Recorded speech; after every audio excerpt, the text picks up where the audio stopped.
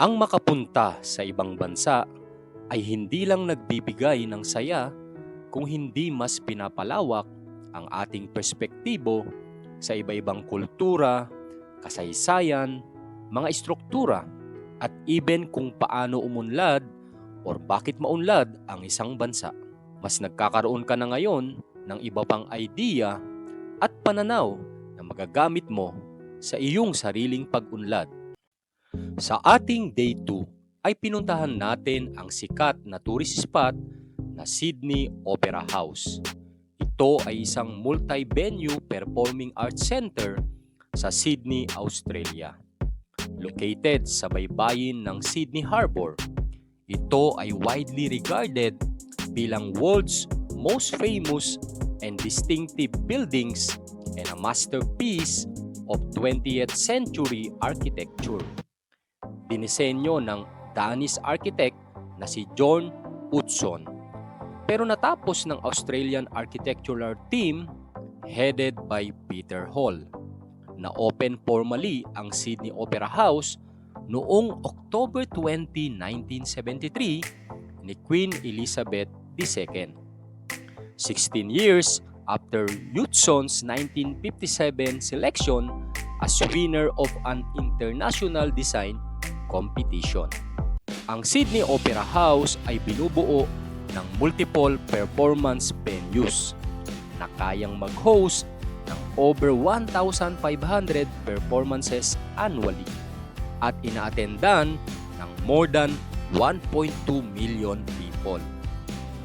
Ito ay ginaganapan ng numerous performing artists gaya ng Opera Australia, Sydney Theatre Company, at Sydney Symphony Orchestra.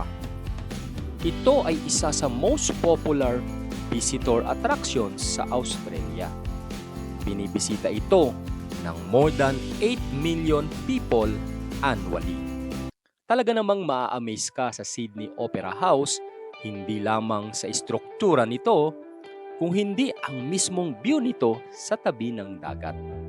Isama mo pa dito ang malamig na klima ng Sydney, Australia. APEC Homes goes to Opera House!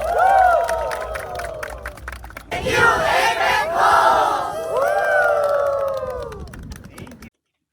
After natin ng Opera House ay pumunta tayo sa Sydney Harbour Bridge. Ito ang nagkukonek ng North at South Sydney. Pwedeng i-cross ito by car, walking, or by train. Isa sa many attractions ng Harbour Bridge ay ang famous Bridge Climb na umaabot sa taas ng 440 feet. Tayo ay umakyat sa tuktok ng bridge at sa taas ay nasilayan natin ang ganda ng view ng Sydney, Australia. Pagkalipas ng buong maghapon ay pina-experience sa atin ng APEC Homes ang special dinner treat sa Sydney Tower. Habang ikaw ay kumakain, ay umiikot ito with 360-degree na view. Talaga namang isa ito sa tinetreasure nating mga memories sa buhay natin. Masasabi ko lang ay very fulfilling ang career sa real estate.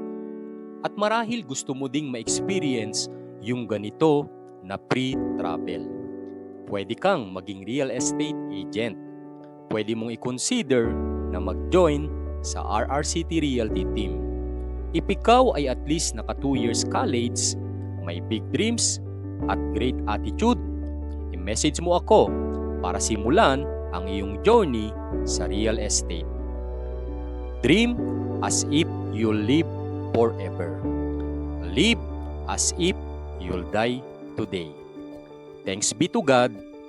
God be the glory.